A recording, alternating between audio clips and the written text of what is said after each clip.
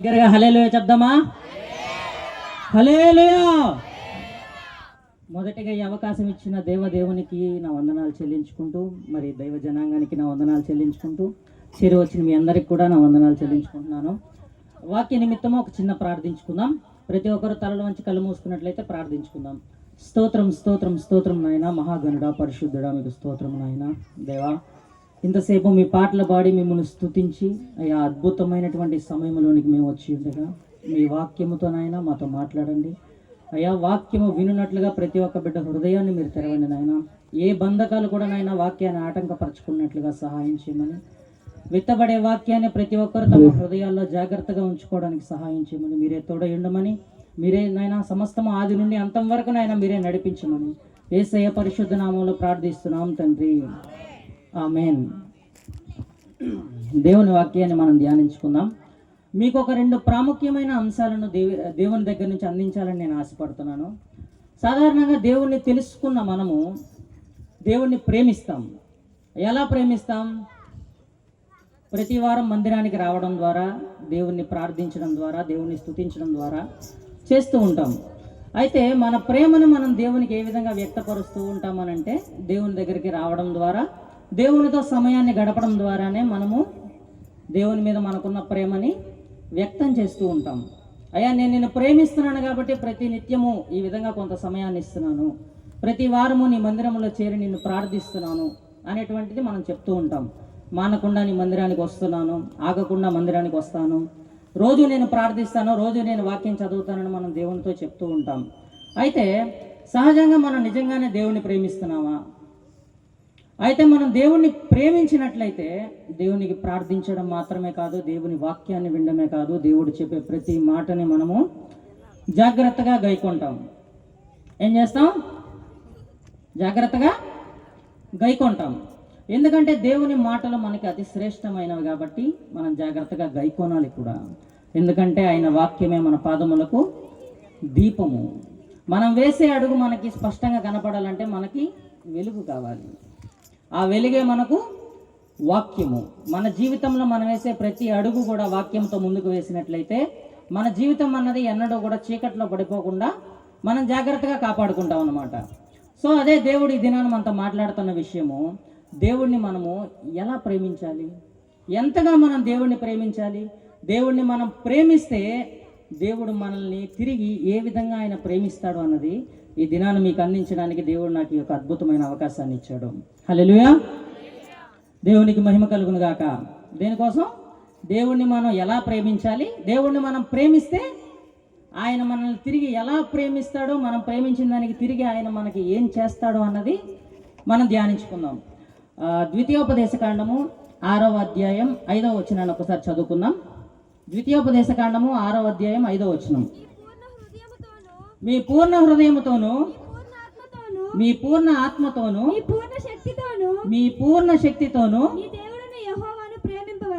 ఎవరిని ప్రేమించాలంట? ఈ దేవుడైన యెహోవాను ప్రేమింపవలెను. ఎలా ప్రేమించాలంట? మీ నోటితో మాత్రము చెప్పండి, మీరు ప్రేమించినట్టు లెక్క వచ్చేస్తుందని చెప్పాడా? మీ పూర్ణ హృదయముతోను, మీ పూర్ణ శక్తితోను, మీ పూర్ణ ఆత్మతోను దేవుడైన యెహోవాను ప్రేమించాలి. కొత్త నిబంధనకు వచ్చేసరికి దీన్నే మనకు ఒక అద్భుతమైన ఒక ఆజ్ఞగా దేవుడు మనకిస్తాడు. మత్తయి సువార్త 22వ అధ్యాయం 28వ వచనం ఒకసారి చదవండి. మత్తయి సువార్త 22వ అధ్యాయం 28వ వచనం. పునరుద్ధానమందు మత్తయి సువార్త 22వ అధ్యాయం 28వ వచనం.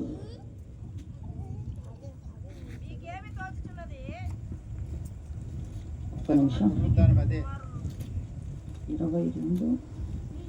22:38, క్షమించండి, 38వ వచనం ఒకసారి చదువుకుందాం.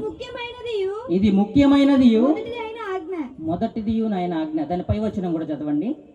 నీ పూర్ణ హృదయముతోను, నీ పూర్ణ హృదయముతోను, నీ పూర్ణ ఆత్మతోను, నీ పూర్ణ ఆత్మతోను, నీ పూర్ణ మనసుతోను, మీ పూర్ణ మనసుతోను నీ దేవుడైన ప్రభువును, మీ దేవుడైన ప్రభువును ప్రేమింపవలెనది.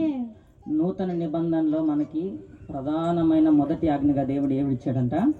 దేవుడిని మనం ప్రేమించాలంట. మనం ఆల్రెడీ ప్రేమిస్తూనే ఉన్నాం కదా. మందిరానికి రావడం ద్వారా, వాక్యాలు వినడం ద్వారా, ప్రార్థించడం ద్వారా ప్రేమిస్తున్నాం కదా. మరి ఇక్కడ పూర్ణ హృదయముతో దేవుణ్ణి ప్రేమించాలంటే ఎలా? దేవుడు చెప్పే ప్రతి మాటను జాగ్రత్తగా వినడమే మన పూర్ణ హృదయముతో దేవుణ్ణి మనము ప్రేమించుట. మీరు ఒక మనిషినో ఒక వ్యక్తినో ప్రేమిస్తే ఏం చేస్తారు? ముందు వాళ్ళకి ఏమి ఇష్టమో తెలుసుకుంటారు, వాళ్ళకి నచ్చినట్లుగా జీవించడానికి ఆశపడతారు, వాళ్ళు మనతో మాట్లాడాలని ఆశపడతారు, మనం వారితో మాట్లాడాలని ఆశపడతారు. అయితే దేవుడు కూడా మన దగ్గర నుంచి అదే కోరుకుంటున్నాడు.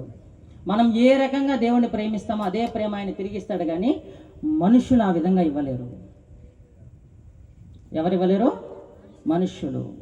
నేను బహుగా ప్రేమించాను కాబట్టి ఆ వ్యక్తి ఎవరైతే ఉన్నారో, నేను ప్రేమించిన వ్యక్తి నన్ను నిర్లక్ష్యం చేశాడని చాలామంది చెప్తూ ఉంటారు. నేను ఇంత ప్రేమించినా నన్ను పట్టించుకోరని చెప్పి చాలామంది మనుషులు బాధపడతారు. అయితే ప్రతి నిత్యము మీరు దేవుణ్ణి నిర్లక్ష్యం చేస్తుంటే, ఆయన ప్రేమను మీరు పట్టించుకోకపోతే దేవుడు ఎలా స్పందిస్తాడు? ఆలోచించండి.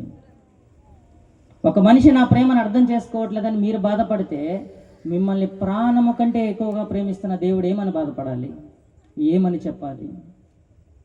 ప్రతి నిత్యము, ప్రతి నిమిషంలో, ప్రతి సెకండ్ మిమ్మల్ని కంటికి రెప్పలా కాపాడుతున్న దేవుడు మీ దగ్గర నుంచి తిరిగి ఆయన ఏం ఆశిస్తున్నాడు? మీరు ఆయనను ప్రేమించి ఆయన చెప్పినట్టుగా నడుచుకోవడమే కదా. దానివల్ల దేవునికి ఏమైనా లాభం ఉందా? మనకే లాభం ఉందా? మనకే లాభం ఉంది. ఎలా అంటే, దేవుని ఆజ్ఞల ప్రకారంగా నడుచుకుంటూ, దేవుడు అంటే ఒక భయభక్తులు కలిగి మనం జీవించినప్పుడు ఆటోమేటిక్గా మనం దేవుని రాజ్యానికి చేరడానికి మనకు ఒక దారి ఏర్పరుస్తాడు మన దేవుడు. ఎక్కడ చేరడానికి? పరలోక రాజ్యానికి చేరడానికి మనకు ఒక దారి ఏర్పాటు చేశాడు. ఎందుకండి ఆయన భూమి మీదకి వచ్చి ప్రతి మానవాళి పాపం కొరకు మరణించాల్సినంత అవసరం ఎందుకు? మనల్ని ఈ పాప భారము నుండి తప్పించడానికే కదా. అవునా కాదా? మనల్ని ఈ పాప భారము నుండి తప్పించి నిత్య రాజ్యానికి చేర్చాలనే ఆయన కలువరి శిలువలో మరణించాడు. దేవుణ్ణి మనం ప్రేమించడం వల్ల దేవుడు మన జీవితంలో చేసే కార్యాలు ఎంత అద్భుతంగా ఉంటాయో తెలుసా? ఆయన మనల్ని ఏ విధంగా దీవిస్తాడో, ఏ విధంగా కరుణిస్తాడో, మన బిడ్డలను ఏ విధంగా కరుణిస్తాడో మీకు తెలుసా? మనల్ని దీవించి ఒక అత్యున్నత స్థాయిలో పెట్టాలంటే మనం దేవుణ్ణి ప్రేమించాలి. ఏం చేయాలి? ప్రేమించడం అంటే దేవుని మాట వినాలా వద్దా? దేవుని ఆజ్ఞలు మనం పాటించాలా వద్దా? మరి దేవుడు చెప్పినప్పుడు మనం ఎందుకు మాట వినం? మీరు నా మాటలను విని జాగ్రత్తగా దాన్ని గైకొని వాక్య ప్రకారంగా నడుచుకోవాలంటున్నారు. మనం పాటిస్తున్నామా? కొన్ని అలవాట్లు దేవుడు మన దగ్గర ఉండకూడదని చెప్తున్నాడు, మనం వింటున్నామా? ఇవి మనం వినం. ఎందుకంటే క్రైస్తవులు అన్నాక చిన్న చిన్న తప్పులు చేస్తూ ఉంటాం. ఎందుకంటే ప్రార్థించినప్పుడు దేవుడు క్షమిస్తాడులే, కరుణిస్తాడులే, ప్రేమించే దేవుడే కదా, కరుణించే దేవుడే కదా, ఇబ్బంది లేదులే, ఒక్కొక్క తప్పు మన దగ్గర ఉండొచ్చని మనం అనుకుంటాం. కానీ దేవుడు ప్రతి నిత్యము మనం చేసే ప్రతి తప్పుని గూర్చి మనం దేవుని దగ్గరికి వెళ్ళి ప్రార్థించాలి అన్న సంగతి మనము మర్చిపోతాం. దేవుడు చాలా ఆశపడతాడు. 24 గంటల ప్రతి క్షణం దేవుడు ఏమి ఎదురు చూస్తాడో తెలుసా? నువ్వు లేచిన దగ్గర నుంచి పండుకున్న దాకా, ఓకే నిద్ర లేచాడా, కాసేపు ప్రార్థనలో కూర్చుంటాడేమో, లేదు ప్రశాంతంగా టిఫిన్ చేశాడా, ఓకే ప్రార్థన కూర్చుంటాడేమో, కొన్ని సాయంత్రం దాకా వెయిట్ చేశాడు, సాయంత్రం కాసేపు ప్రార్థనకు వస్తాడేమో, వ్యక్తిగతంగా నాతో కొంత టైం మాట్లాడతాడేమో. ప్రతి నిత్యము దేవుడు ఎన్ని దినాలుగా మన కోసం ఎదురు చూస్తాడో తెలుసా? మనం దేవుని దగ్గరికి ఎప్పుడు వస్తాం? బాధ కలిగినప్పుడు, కష్టం వచ్చినప్పుడు, సమస్య ఎదురైనప్పుడు, దేవుడే మనకి దిక్కైనప్పుడు దేవుని దగ్గరకు వస్తూ ఉంటాం. కానీ దేవుడు మాత్రం మనల్ని అవసరాలను బట్టి పిలవాలి, మనల్ని ప్రేమను బట్టి ఈ భూమి మీదకి తీసుకొచ్చాడు. ప్రతి క్షణం ఆ ప్రేమను బట్టే మనల్ని కంటికి రెప్పలాగా కాపాడుతున్నాడు. తిరిగి ఆయన ఏం ఆశించాడు? మన దగ్గర నుంచి ఏం ఆశించాడు? బిడ్డ నువ్వు పుట్టావు, నిన్ను పుట్టించాను కాబట్టి నువ్వు సంపాదించిందంతా తెచ్చి నాకు ఇవ్వాలని చెప్పాడా? చెప్పలా. పోనీ విలువైన వస్తువులు నాకు కావాలని చెప్పాడా? ఫలానా బలులు అర్పించమని దేవుడు చెప్పాడా? ఏం చెప్పాడు దేవుడు? నా మాటలు విని జాగ్రత్తగా నడుచుకొని నాతో కలిసి నా రాజ్యంలో మీరు ఉండడమే నాకు కావాల్సింది నాయన. దాన్ని మీరు ఎంతోమంది కొన్ని అలవాట్ల కోసం పోగొట్టుకుంటున్నారు, కొన్ని ఆశల కోసం పోగొట్టుకుంటున్నారు, కొన్ని పనులను బట్టి పోగొట్టుకుంటున్నారు. మీ మనసును లోకం వైపుగా లాగి మీ ఆత్మను నాశనం చేసుకుంటున్నారు. ఆ విధంగా చేయొద్దు. దేవుణ్ణి ప్రేమించే వారికి ఆయన దాచిపెట్టిన మేలు అద్భుతంగా ఉంటుంది. ఒకసారి చూస్తారా? నిర్గమాకాండం 20వ అధ్యాయం 6వ వచనాన్ని చదువుకుందాం. దేవుని కనికరం ఎలా ఉంటుందో, ఆయన్ని మనం ప్రేమిస్తే ఏ విధంగా ఉంటుందో ఒకసారి చూడండి. నిర్గమాకాండము 20వ అధ్యాయం 6వ వచనం. నన్ను ప్రేమించి నా ఆజ్ఞలు గైకొని వారిని 1000 తరముల వరకు కరుణించి వాడనై ఒక్క తరం చూసే లోపల అయిపోయేటట్టుందన్నా. 1000 తరాల వరకు మనం చూస్తామా అని అంటే, అబ్రహాం గారిని మనం చూడొచ్చు. ఎప్పుడు ఇచ్చాడు ఆయనకి వాగ్దానం దేవుడు? ఇప్పటిదాకా కూడా వాగ్దానం నెరవేరుతూనే ఉంది. ఎవరు చూశారు అని అనొద్దు, ప్రస్తుతానికి జరుగుతూ ఉంది కూడా. దేవుడు చేసేటువంటి కార్యాలు నీ జీవితంలో ఎలా ఉంటాయో తెలుసా? ఈ విధమైనవిగా ఉంటాయి. దేవుణ్ణి ప్రేమించి దేవునికి నచ్చినట్లుగా దేవుని ఆజ్ఞలు గైకొని నడవాలంట. మనం ప్రేమించడం వరకే సరిపోద్దా? నోటితో నేను దేవా నిన్ను ప్రేమిస్తున్నానని నేను కూడా చెప్పొచ్చు, మీరు కూడా చెప్పొచ్చు. అయితే మన క్రియలలో అది కనపడాలి. ప్రేమతో పాటు దేవుడు అంటే మనకు ఒక భయము, ఒక భక్తి కూడా ఉండాలి. దేవుడు అంటే భయం లేకపోతే ఏం జరుగుతుంది? మనం చేసే తప్పులు మనకి తప్పులుగా అనిపించవు. చిన్నదే కదా, ఒక్కటే కదా, ఈ ఒక్కసారికే కదా అన్న విధానంలో మన ఆలోచనలు మారిపోతాయి. దేవుడు అంటే ప్రేమ ఉంది. ఆదివారం వస్తాం, రోజు ప్రార్థన చేస్తాం, కావాలంటే కొంతసేపు. ఈ అలవాటు మాత్రం ఎంత ట్రై చేసినా మానుకోలేకపోతున్నాను ప్రభువా. నేను ఎంత పోరాడినా ఈ ఒక్క అలవాటు విడిచిపెట్టలేకపోతున్నాను ప్రభువా. ఎవరికి చెప్తున్నాం అని? దేవునికే చెప్తున్నాం. ప్రయత్నించమన్నది ఎవరిని? మనల్ని. ఆజ్ఞల ప్రకారం నడవమన్నది ఎవరిని? తీసేయమని అడిగేది ఎవరిని? మన సైడ్ నుంచి ప్రయత్నం కనపడాలా లేదా? ప్రభువా దీన్ని మానేయడానికి శతవిధాలా పోరాడుతున్నాను, ఇదిగో ఈ రోజుతో దీన్ని విడిచిపెడుతున్నానయ్యా, దీని విషయంలో మళ్ళా నాకు ఏ ఇబ్బంది కలగకుండా నువ్వు సహాయం చేయమని దేవుని అడిగితే ఒక లెక్క. నువ్వు మందిరానికి వస్తేవి, దేవుని దగ్గరకు వచ్చి ప్రభువా అలవాటు పోవాలని నువ్వు మాట్లాడుతీవి, బయటికి రాగానే మళ్ళీ దాన్నే వేస్తేవి. అప్పుడు అదేమవుతుంది? నోటి మాట వరకు దేవుణ్ణి అడగాలి కాబట్టి మనం అడగతున్నాం, కానీ చేసే పని దేవుడు అంటే భయము లేనప్పుడే ఈ విధంగా జరుగుతుంది. ఏం లేకపోతే చెప్పాలా? ఏం లేకపోతే దేవుడు అంటే భయము లేనప్పుడు, దేవుడు అంటే భక్తి లేనప్పుడే ఈ విధంగా జరుగుతుంది. దేవుడు అంటే భయం ఉన్నప్పుడు తప్పు చేయాలన్న ఆలోచన నీలోకి రావడం కష్టం. దేవుడు అంటే భయం ఉన్నప్పుడు దేవునికి వ్యతిరేకంగా నువ్వు ఏదైనా చేయాలంటే ఖచ్చితంగా ఆలోచిస్తావు. నువ్వు ప్రేమించిన మనిషిని నువ్వు బాధ పెట్టాలంటే ఎన్నిసార్లు ఆలోచిస్తావు? ఇది నేను చేస్తే బాధపడతాడేమో, లేదు ఇది నేను చేస్తే బాధపడుతుందేమో. మనిషి కొరకే నువ్వు అలా ఆలోచిస్తే దేవుని కొరకు ఎలా ఆలోచించాలి? మనుషుల కొరకు ఆలోచిస్తారు కదా, మనం పోతే మనతో కూడా వాళ్ళు రారు, కానీ వాళ్ళ గురించి మనం ఆలోచిస్తాం. కానీ దేవుడు ఇక్కడ పుట్టిన కాడ నుంచి మనకు అన్నీ చేసింది ఆయనే. ఇక్కడ మనం కన్ను మూసి దేవునికి అనుగుణంగా పోతే ఆడన్నీ చేసేది కూడా ఆయనే. అనుగుణంగా పోకపోతేనే ప్రమాదం. దేవునికి అనుగుణంగా జీవిస్తే ఇబ్బందే లేదు. ఎలా చెప్పగలరంటే యోబు గారిని చూడండి. యోబు గ్రంథం 1వ అధ్యాయం 1వ వచనం చూడండి. దేవుడు అంటే భయభక్తులు కలిగి ఉంటే నిజంగానే బాగుపడతామా అన్నా అని అంటే చూడండి. యోబు గ్రంథం 1వ అధ్యాయం 1వ వచనం. ఊజు దేశమందు యోబు అని ఒక మనుష్యుడుండెను. యోబు అని ఒక మనుష్యుడు అతడు యథార్థవంతుడును న్యాయవంతుడునై దేవుని యందు భయభక్తులు కలిగి చెడుతనమును విసర్జించిన వాడు. అతనికి 7 కుమారులను 3 కుమార్తెలను కలిగిరి. ఆయన ఏం కలిగి ఉన్నాడంట? యెహోవా యందు భయభక్తులు కలిగి చెడుతనమును విసర్జించిన వాడు. భయభక్తులు కలిగి ఉన్నాయని చెప్పాడు కదా, మళ్ళీ చెడుతనం విసర్జించడం ఏంది? ఇదేంది, ఇది రూల్ మారింది? ఇప్పుడు దాకా భయభక్తులు కలిగి ఉండమని చెప్పి ఇప్పుడేమో చెడుతనం కాడకు వచ్చేవేంది అని అంటే, మనం దేవుడు అంటే భయం కలిగి ఉన్నామంటే తెలిసేది ఎట్లా అండి? మన క్రియ వలనే కదా. మనం ఏ క్రియ చేయాలి? మనలో ఉన్న చెడుతనాన్ని విసర్జించి మంచి క్రియ చేయాలి. దేవుని దృష్టికి అది మంచిదిగా కనపడాలి. కానీ మనం ఏం ఆలోచిస్తాం? భయభక్తులు ఉన్నాయి, నాకు దేవుడు అంటే భయం ఉంది. అమ్మో, దేవుడు అంటే భయం లేకపోతే ఇంకేమైనా ఉందా? దేవుడు అంటే ప్రేమ లేకపోతే ఇంకేమైనా ఉందా? మనం మాట్లాడే మాట మాట్లాడచ్చు, ఆచరించడం చాలా కష్టం.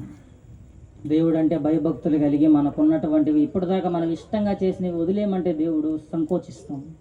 ఆ ఒక్క విషయం కోసం దేవుడినైనా వెనకబెడతాం, కానీ దేవుని మాట ఆలకించాం, ఇష్టపడం.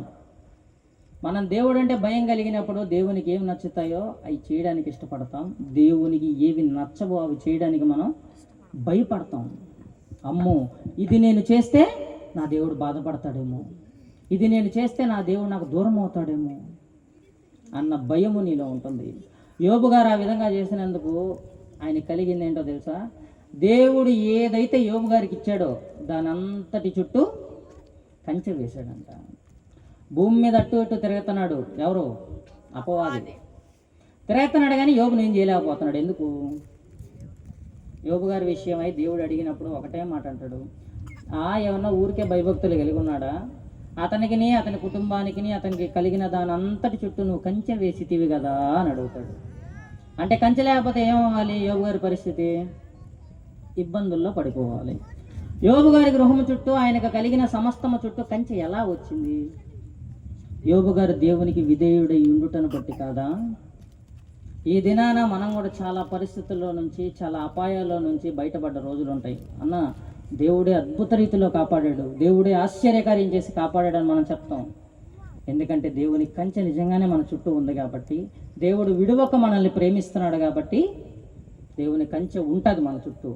కాబట్టి ఏ అపాయంలో కూడా అంత తేలిగ్గా మనం పడం, ఏ అనారోగ్యానికి కూడా అంత తేలిగ్గా మనము గురి కాము.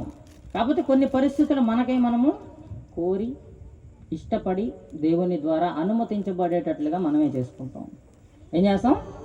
కోరి ఇష్టపడి దేవుడే మనకు అనుమతించినట్లుగా మనం చేసుకుంటాం. అది ఎలాగో తెలుసా?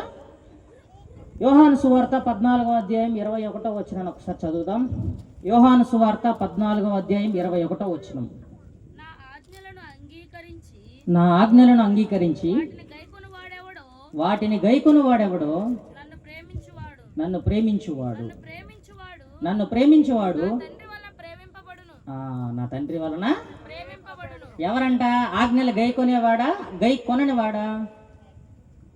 దేవుని ఆజ్ఞలు ఎవరు గైకొంటారో వారే. దేవుని ఆజ్ఞలు గైకొనడం అంటే ఏంది?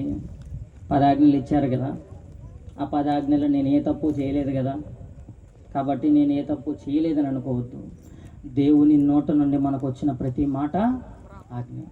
బైబిల్ గ్రంథంలో మనం దేవునితో అద్భుతంగా మన యొక్క జీవితాన్ని ముందుకు కొనసాగించు అనడానికి దేవుడు మనకి ఇచ్చినటువంటి గ్రంథమే పరిశుద్ధ గ్రంథము. ఈ వాక్యాన్ని మనం చదువుతాం, ప్రతి ఆదివారం వింటాం. మనకు చదువు వస్తే రోజు సాయంత్రం కొంచెంసేపు చదువుకుంటాం కూడా, ప్రార్థిస్తాం, చాలా చేస్తాం. కానీ దీనిలోని సంగతులు మనం ఆలోచించాం. దేవుణ్ణి నిర్లక్ష్యం చేయొద్దని దేవుని వాక్యం మనకు సెలవిస్తుంది. కానీ మనం ఏం చేస్తాం? చాలాసార్లు నిర్లక్ష్యం చేస్తాం. కొన్నిసార్లు మన పనులను బట్టి ప్రార్థనలు విడిచిపెడతాం, మందిరాలు విడిచిపెడతాం, దేవునితో సహవాసాన్ని మనం విడిచిపెడతాం. దేన్ని బట్టి?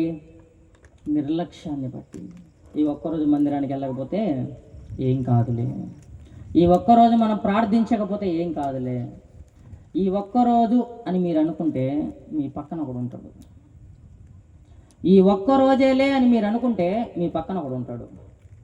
ఎవరు వాడు? అపవాదే. దేవుడు మన హృదయం అనే తలుపు దగ్గర నిలిచి తడతా ఉంటే, మన హృదయం ఖాళీ దొరికితే చాలు వచ్చి దూరేస్తాడు. దేవునికి దూరంగా మనల్ని చేసేస్తాడు. ఎందుకంటే వాడికి పర్మిషన్ అవసరం లేదు. మన హృదయం ఖాళీగా కనిపిస్తే చాలు. ఒకరోజు మనం ప్రార్థించకుండా, ఒకరోజు మనం దేవుని వాక్యాన్ని చదవకుండా, దేవునితో సమీపంగా మనం లేనప్పుడు ఏం జరుగుతుందో తెలుసా? మన హృదయం అపవాదికి నివాసముగా మారుతుంది. అక్కడి నుంచి మనకేమనిపిస్తుందో తెలుసా? ప్రార్థిద్దామా? వద్దులే, కాసేపు నిద్రపోదాం, కాసేపు ఆ పని చేసుకుందాం, కాసేపు ఫోన్ చూసుకుందాం, టీవీ చూసుకుందాం. కానీ ప్రార్థన మీద మటుకు రాదు. ఎందుకు రాదు అనంటే ఖాళీగా ఉన్న స్థలంలో ఎవరున్నారు? అపవాది ఉంది. అదే దేవుని వాక్యము, దేవుని మాటలు మీ హృదయంలో ఉంటే ఏం జరుగుతుంది? ఆటోమేటిక్గా ప్రార్థన అన్నప్పుడు మీ హృదయం మిమ్మల్ని తొందర పెడుతుంది. ప్రార్థించు, నిజమే, ఇంకొంతసేపు ప్రార్థించు. ఉదయాన్నే లేచావుగా, కొంతసేపు ప్రార్థించు. మధ్యాహ్నం అయిందిగా, సమృద్ధిగా దేవుడు ఆహారం పెట్టాడు కదా కడుపుకి, ప్రార్థించు. కానీ మనం ఏం చేస్తాం తెలుసా? కడుపు నిండా తిన్నాం కదా, కాస్త సమయం దొరికింది కదా, నిద్రపోదాం. ఏం చేద్దాం? నిద్రపోదాం. చాలాసార్లు అనుకుంటాం, అది ప్రార్థించడానికి మాత్రం మన మనసు అంగీకరించదు. ఒక్కసారి మిమ్మల్ని మీరే ప్రశ్నించుకోండి. మీలో ఎవరున్నారో నాకు తెలియదు, ఎవరు ఆ విధంగా చేశారో నాకు తెలియదు, కానీ దేవుడు అందించమన్న మాటలు మాత్రమే మీకు నేను అందిస్తున్నాను. దేవుడిని ప్రేమిస్తున్నామంటే మాత్రమే సరిపోదు, దేవుని మాట కూడా వినాలి. మాట వినకపోతే చాలా కోపం దేవుడికి. ఎంత కోపం అంటే ఎంత నచ్చిన వ్యక్తినైనా తీసి పక్కన పెట్టేస్తాడు. ఒక వ్యక్తిని చూపించమంటారా? మొదటి సమూయేలు 10వ అధ్యాయం 10వ వచనం ఒక్కసారి చూద్దాం.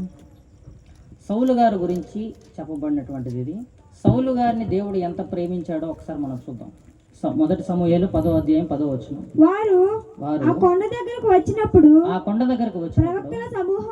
ప్రవక్తల సమూహము అతనికి ఎదురుపడగా దేవుని ఆత్మ బలముగా అతని మీదకి వచ్చెను. బలముగా అతని మీదకి వచ్చెను. దేవుని ఆత్మ ఎలా వచ్చిందంట? ఎవరి సౌలు? దేవుని చేత అభిషేకం పొందిన వ్యక్తి. ఆయన మీదకి దేవుని ఆత్మ ఎలా వచ్చిందంట? బలముగా వచ్చిందంటే, బలముగా రావాలంటే ఆత్మ ఎవరు దయచేయాలి? దేవుడి దగ్గర నుంచే డైరెక్ట్గా రావాలి కదా. మనుషులు ఎవరైనా ఇవ్వడానికి అవకాశం ఉందా? లేదు.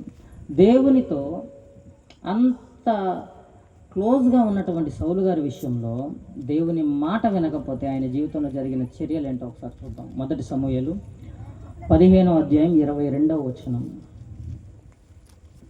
మొదటి సమూయేలు గ్రంథం 15వ అధ్యాయం 22వ వచనం. అందుకు సమూయేలు తాను సెలవిచ్చిన ఆజ్ఞను ఒకడు గైకొనుట వలన యెహోవా సంతోషించినట్లు ఒకడు దహన బలులను అర్పించుట వలన ఆయన సంతోషించును. ఆలోచించుము. బలులు అర్పించుట కంటే ఆజ్ఞను గైకొనుటయు పొట్టేలు క్రొవ్వును అర్పించుట కంటే మాట వినుటయు శ్రేష్టము. ఎందుకు చెప్తున్నారు సమూయేలు గారు ఈ మాట సౌలుతోటి? దేవుడు వద్దన్న పని సౌలు గారు చేశారు. చేయడం వల్ల దేవుడు ఏం చేశాడో తెలుసా? విషయాన్ని సూటిగా చెప్పేశాడు. ఎందుకు ఈ విధంగా చేసావు? బలులు నాకు కావాలా? నేను బలుల కోసం వచ్చానా? నీ బలులు నాకు కావాలని నేను అడిగానా? బలులు నాకు శ్రేష్టమైనది కాదు నాయన, నా మాట ఒకడు వినటమే నాకు శ్రేష్టమైంది. దేవునికి కావాల్సింది ఏంటంట? మాట వినడమే. కష్టమైన పని ఏం కాదు.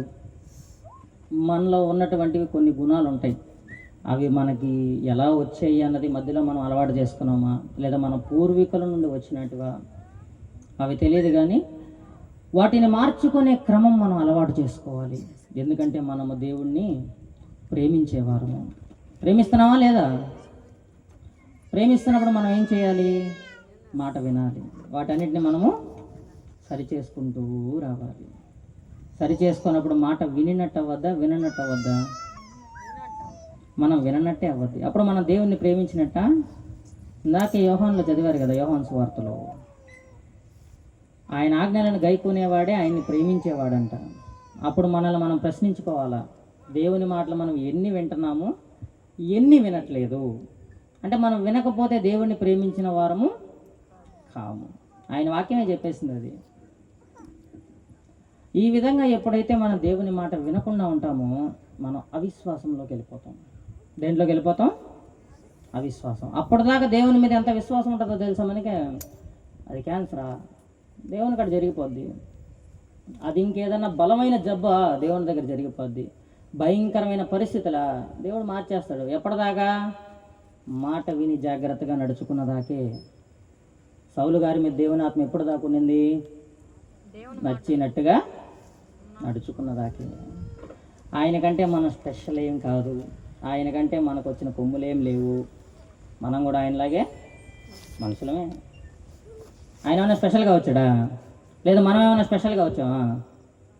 దేవుడు మనల్ని పుట్టించి, మీకు ఇప్పుడు ఎన్ని సంవత్సరాలు, నాకు ఎన్ని సంవత్సరాలు, ఇన్ని సంవత్సరాలలో ప్రతి సంవత్సరం, ప్రతి నెల, ప్రతి దినం, ప్రతి నిమిషం, ప్రతి క్షణం కాపాడితేనే ఈ దినాన సజీవులుగా దేవుని వాక్యాన్ని మనము వినగలుగుతున్నాం.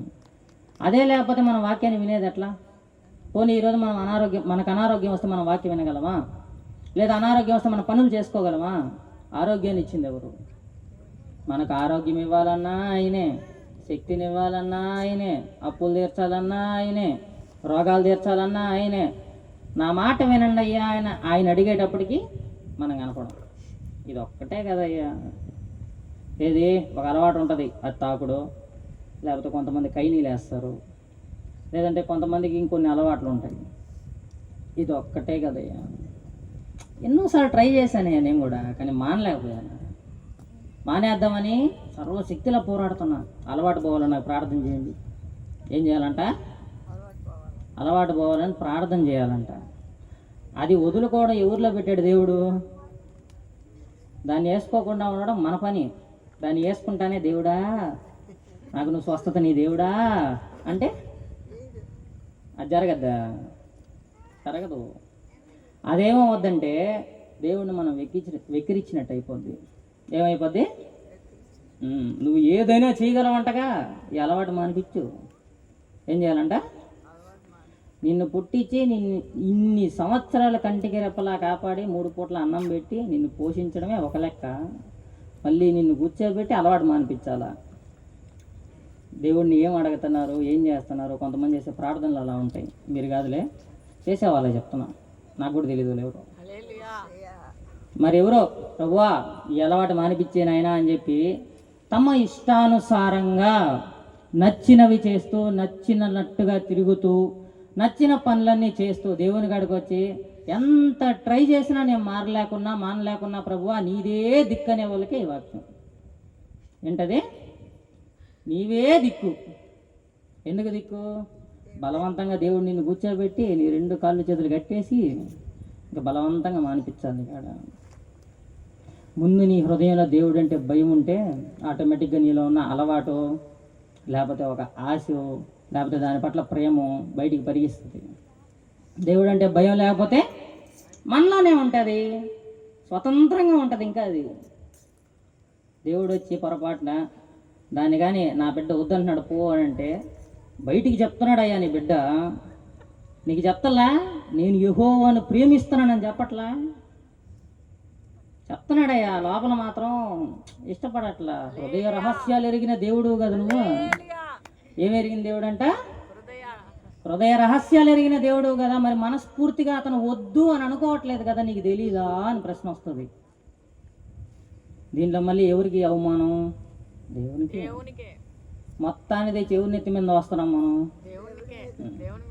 ఏ కాడకి తిరిగి మనతో ఏగి ఏగి ఏగి ఏగి ఇసుగెక్కిపోవాలి. ఆయనకి ఏమొచ్చేయాలా? ఇసుగు వచ్చేయాలా. మీతో నాకు కాదురా అన్నప్పుడు దేవుడు ఏం చేస్తాడంటే మీ జీవితాల్లోకి ఒక శ్రమ, ఒక శోధన అనుమతిస్తాడు. ఏం చేస్తాడా? ఒక శ్రమ, ఒక శోధన, ఒక ఇరుకో, ఒక ఇబ్బందో, ఒక అనారోగ్యమో అట్లా పంపిస్తాడు అనమాట. అప్పటిదాకా దేవుడు అంటే ప్రేమ ఉంది అని నోటితోనే వస్తుంది. అప్పుడు మాత్రం హృదయంలోంచి వస్తుంది, ప్రభువా నా ప్రార్థన ఆలకించు, ఎటుపోయావు నాయన, నా అనారోగ్యం చూడు నాయన, నా బాధ చూడు నాయన, నా కష్టం చూడు నాయన, ఎంత పెద్ద శ్రమ వచ్చి పడింది, నేను ఏం చేశాను నాయన అని మళ్ళీ దేవుని కాడికే పోతాం మనం. అట్ట కాదు నాయన, నిన్ను గద్దించాను, చెప్పాను, లోబడలా. అప్పుడు నిన్ను కరెక్ట్ చేయాలంటే నేనేం చేయాలా? నిన్ను కొట్టాలా. గద్దింపులైనప్పుడు ఏం చేయాలా? ఇప్పుడు మీ బిడ్డలంటే మీకు ఇష్టం, ఏదైనా ఒక పని చెప్పారు వినలేదు, అది అతనికి ప్రమాదం, మీరేం చేస్తారు? దేవుడు కూడా అయితే కర్రతో కొట్టలేండి. అనారోగ్యాలు, ఇరుకులు, ఇబ్బందులు, బాధలు లాంటి వాటితో గట్టిగా కొడతాడు. ఆ కొట్టిన దెబ్బకి మనకేమవుద్దంటే అవిశ్వాసం పోద్ది, దేవుని మీద భయం వచ్చేస్తుంది. అప్పటిదాకా మందిరంలో పాటలు పాడితే నిదానంగా చప్పట్లు కొట్టేవాళ్ళు కూడా మంచి స్పీడ్తో కొడతారు చప్పట్లు. ఎందుకంటే కలిగిన బాధను బట్టి. ఆ విధంగా ఉండబాకండి. దేవుడు చెప్పినప్పుడే గద్దింపుని విని మనల్ని మనం సరి చేసుకోవాలా. లేదంటే మనం దేంట్లో పడిపోతాం తెలుసా? అవిశ్వాసంలో పడిపోతాం. ఏ దైవజనుడు ప్రార్థన చేస్తే నాకు విడుదల వస్తుందా? ఏ దైవజనురాలు ప్రార్థిస్తే నాకు విడుదల వస్తుందా? ఎవరు చేయబడితే కార్యం జరగద్దా? దీని మీద పోతారు. మళ్ళీ ఎవరి మీద విశ్వాసం పోద్ది? దేవుని మీద పోద్ది. అరే దేవుని దగ్గర కూర్చొని ప్రభువా ఏదో తప్పు చేశాను, పాపం చేశాను, క్షమించిన ఆయన, మళ్ళీ నీకు అనుగుణంగా నడుచుకుంటాను ప్రభువా, ఒక అవకాశం ఇవ్వమని దేవుని కాడ కూర్చోరు. పలానా చర్చిలో పలానా వాళ్ళు ప్రార్థన చేస్తే అనారోగ్యాలు బాగైపోతాయంట, ఆడ బరిగిస్తారు. పలానా హాస్పిటల్లో తగ్గిపోతాయంటే అక్కడ బరిగిస్తారు. విశ్వాసం ఎక్కడ పోయింది? దేవునికే తెలియాలి. మరి అప్పటిదాకా దేవుని మీద ఎంత నమ్మకం ఉంటుంది తెలుసా? అబ్బా నాకు వచ్చిన పరిస్థితులు అన్నిటిలోంటి దేవుడే మొత్తం చేసాడు, మొత్తం తీసాడు, మొత్తం. అసలు దేవుడిని నమ్ముకున్నానంటే దేవుడు కార్యం చేయబట్టే. కార్యం చేయకపోతే ఆడను. కార్యం చేశాడు కాబట్టి దేవుని కాడ కూర్చొని ప్రభువా నువ్వు చేసిన కార్యాన్ని బట్టి వందనాలు అనుకుంటా, మాట వినకుండా కొన్ని అలవాట్లు మనలో పెట్టుకొని పైకి భక్తుల్లాగా తిరుగుతూ ఉంటాం. అది చివరికి ఏ స్థాయికి చేరిపోద్దంటే అవిశ్వాసంలోనికి మనము వెళ్ళిపోతాం. అవిశ్వాసంలోకి వెళ్ళిపోతే ఏం జరగద్ది? మనలో విశ్వాసం లేకపోతే ఏం జరుగుతుంది? హెబ్రీయులకు రాసిన పత్రిక 11వ అధ్యాయం 5వ వచనం. హెబ్రీయులకు రాసిన పత్రిక 11వ అధ్యాయం 5వ వచనం. విశ్వాసమును బట్టి హనోకు మరణమును చూడకుండానట్లు కొనిపోబడెను. అతడు కొనిపోబడక మునుపు దేవునికి ఇష్టడై ఉండెను, సాక్ష్యము పొందెను. దేవునికి ఇష్టడై ఉండెనని సాక్ష్యము పొందెను. 6వ వచనాన్ని కూడా చదువుకుందాం. కాగా దేవుడు అతన్ని కొనిపోయిన గనుక అతడు కనపడలేదు. విశ్వాసము లేకుండా దేవునికి ఇష్టలైండుట అసాధ్యము. ఎటు తిరిగి ఎక్కడికి వచ్చిందంట? మనలో విశ్వాసం లేకపోతే డైరెక్ట్గా దేవునికే మనం వ్యతిరేకం అయిపోయినట్టు లెక్క. ఎవరికి? దేవునికి. విశ్వాసం లేకపోతే దేవునికి ఇష్టడైనట అసాధ్యం అంటున్నాడు. కష్టం అని కూడా చెప్పట్లా, డైరెక్ట్గా చెప్పేశాడు. మీరు దేవునికి నచ్చరు. ఎప్పుడు? విశ్వాసం లేనప్పుడు. మనలో విశ్వాసం లేకుండా ఎప్పుడు పోద్ది? దేవుని మాట వినకుండా నడుచుకున్నప్పుడు. దేవుని మాట వినకుండా నడుచుకుంటే మనలోకి అవిశ్వాసం వస్తుంది. అవిశ్వాసం ద్వారా దేవునికి నచ్చకుండా పోతాం. దేవునికి నచ్చే విధంగా మళ్ళీ మనల్ని చెక్కాలిగా. అప్పుడు దానికి తగ్గట్టుగా దేవుడు అనుమతించి చక్కగా చెక్కి, అబ్బా ఈసారి ఎట్టి పరిస్థితుల్లో దేవుని నుంచి దూరంగా పోకూడదు, ఎట్టి పరిస్థితుల్లో దేవునికి వ్యతిరేకంగా నడుచుకోకూడదు అన్న ఆలోచన మీలోకి వచ్చిందాక బెత్తంతో పడతా దెబ్బ. తర్వాత మనం జాగ్రత్తగా మళ్ళీ నడుచుకున్నప్పుడు మన మీద ఏం అనుమతించాడో, అనారోగ్యమో, అప్పులో, లేదా ఇంకా దానికి వచ్చే తిప్పలో ఏ అనుమతించాడో అవన్నీ కూడా మనం మారు మనసు పొంది దేవుని దగ్గర మళ్ళీ జాగ్రత్త కలిగి నడుచుకున్నప్పుడు అన్నీ పోతాయి. ఇంత ప్రాసెస్ మనకు కావాలా? 3 పూట్ల భూమి ఇచ్చాడు కదా, మనకి నీళ్ళు ఇచ్చాడు కదా, ప్రశాంతంగా నిద్రపోతున్నాం కదా, ఆరాధించుకోవడానికి సమయాన్ని ఇచ్చాడు కదా. ఇంత ప్రాసెస్లోకి మనం వెళ్ళకూడదంటే దేవుడు చెప్పిన సమయంలో చెప్పినట్టుగా మాట వింటే మంచిది. ఆయన మాట వింటే మనం దేవునికి ఇష్టము అవుతాము, దేవునికి నచ్చినట్టుగా నడుచుకుంటాము. దేవుడు ఎన్ని తరాల వరకు దీవిస్తాడంట? 1000 తరాల వరకు దీవిస్తాడంట. దీవెన కావాలా? శాపం కావాలా? అసలు భూమి మీదకి ఇంత కష్టం ఎందుకు వచ్చింది? ఆదాము గారు మాట వినకపోతేనా, వింటేనా? నేను నీకు ఆజ్ఞాపించాను కదయ్యా ఆ పండు తినద్దని. తోటలో ఎన్ని పండ్లు లేవయ్యా, ఆ ఒక్క పండు మీదకే పోయిందని దృష్టి. నువ్వు నాకు ఇచ్చిన భార్య ఇచ్చింది నాకు. మనుషుల్ని బట్టి దేవుని కాడికి రావడం ఆపేస్తారేమో, ఆ పని చేయమాకండి. ఎందుకంటే ఎవరిని బట్టి నువ్వు ఆపుతావో దేవుడు వాళ్ళని నీ దగ్గర నుంచి తీసేసే అవకాశం ఉంది. అది కూడా జాగ్రత్త పడండి. మాట వినకపోవడంలోనే ఈ లోకంలోకి ఈ కష్టము, ఈ శ్రమ, ఈ మరణము, ఈ బాధలు అన్నీ వచ్చాయి. మరలా ప్రభువారే వచ్చి దేవుని ధర్మశాస్త్రం మొత్తాన్ని నెరవేరిస్తే కానీ మరణాన్ని దాటి జీవంలోకి పోయే అవకాశం మనకు రాలా. కాబట్టి మీరు కూడా ఇంత ప్రాసెస్ చేయకుండా దేవుడు చెప్పిన మాట జాగ్రత్తగా విని దేవుణ్ణి ప్రేమించామని చెప్పకుండా మీ క్రియల్లో చూపించండి. మీరు చేసే పనుల్లో కనపడాలా నేను దేవుణ్ణి ప్రేమిస్తున్నాను. రే ఆ బిడ్డ బయట నువ్వు ఎక్కడన్నా చూడు, నిజంగా దేవుని బిడ్డలాగే ఉంటుంది. ఆ విధంగానే ప్రవర్తిస్తుంది. నీ మాట తీరు, నీ ప్రవర్తన మొత్తం కూడా దేవునికి నచ్చినట్లుగా ఉంటే దేవుడు దీవించి నిన్నును, నీ పిల్లలను, పిల్లలను ఇంకా 1000 తరాలంటే మనం చూడలేము, కానీ దేవుడు ఖచ్చితంగా దీవిస్తాడు. కాబట్టి దేవుని వాక్యాన్ని జాగ్రత్తగా మీ మనసులో పెట్టుకొని దేవునికి అనుగుణంగా జీవించడానికి ప్రయత్నించండి. దేవుని కృప మనందరికీ తోడైండును గాక. ఆమేన్.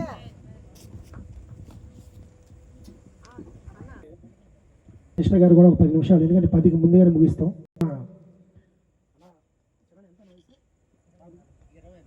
24 అంటే 30 సంవత్సరాల కిందట వాళ్ళ నానమ్మ బేసిన్ జట్టి అనే గ్రామంలో ఎప్పుడు స్తుతి ప్రార్థన ఉండేది వాళ్ళ ఇంట్లో.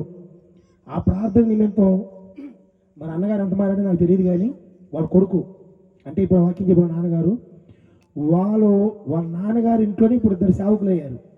వాళ్ళ కూతురు సేవకురాలే, ప్రస్తుతానికి ఆయన కూడా సేవకుడే. ఎందుకు ఈ మాట చెప్తున్నానంటే నాకు తెలిసింది 30 సంవత్సరాలు. అంటే మా ఊర్లో కరెంట్ లేనప్పుడు వాళ్ళ ఊరికి వచ్చేది మేము బేషన్కి, అంటే టీబుల్ చోటకు వచ్చేది మేమందరం. అప్పుడు ఎప్పుడు వాళ్ళ ఇంటికాడ ప్రార్థన జరుగుతూనే ఉండేది. అసలు 30 అంటే అంతకుముందు నాకు తెలియదు, నాకు తెలుసు బహుశా. ఆ కుటుంబంలో ఈరోజు 2 సేవకులను తీసుకొచ్చాడంటే అందరూ ఒకసారి సపోర్ట్ కూడా దేవుని నామాన్ని మహిమపరచండి. హల్లెలూయా. చాలా సంతోషంగా చెప్తుంటే నాకు ఈ 2 మాటలు చెప్పే అవకాశం ఉంటుందా ఉండదు అనుకున్నాను. దేవుని చెప్తాం. రామ ఒక 10 నిమిషాలు మీరు కూడా అందించండి. మనం 10కి ముందేనే ముగిద్దాం, ఎందుకంటే ఓర్చుకోవాలి. 11, 12 గంటల దాకా ఉంటారు కదా సేవకులు. అల్లుడు అనమాట. Praise the Lord. హల్లెలూయా. ప్రార్థన చేసుకుందాము. సర్వశక్తిమంతుడా, ప్రేమ స్వరూపి, దయగలిగిన యేసయ్య, మీకు స్తోత్రాలు స్తుతులు చెల్లిస్తున్నాము తండ్రి. ఇదిగో దేవా, ఇంతవరకునైనా తండ్రి మీ బిడ్డని నిలబెట్టుకొని ప్రభువా మీరు మాట్లాడినందుకు కూడా మీకు స్తోత్రాలు స్తుతులు చెల్లిస్తున్నాము తండ్రి. దేవా, ఇదిగో ఈ సమయంలో ప్రభువా, ఇదిగో మీ బిడ్డ ప్రభువానైనా తండ్రి సాక్ష్యాన్ని ప్రభువా 10 నిమిషాలు నాయనా మాకందరికీ తెలియచేయుచుండగా ప్రభువా నాయనా తండ్రి మీ బిడ్డ పట్ల ఏ అయితే అద్భుతాన్ని జరిగించారో, మీ బిడ్డ పట్ల ఏ అయితే కార్యాన్ని మీరు చేశారో ప్రభువా మీ బిడ్డ మాకు తెలియచేయుచుండగా అయ్యా ఈ సాక్ష్యం బట్టి అనేకులు నాయన తను వినిన ప్రతి ఒక్కరూ విశ్వసించి ముందుకొచ్చే కృప దయచేయమని యేసు నామములో ప్రార్థన చేయుచున్నాము తండ్రి. ఆమేన్. హల్లెలూయా.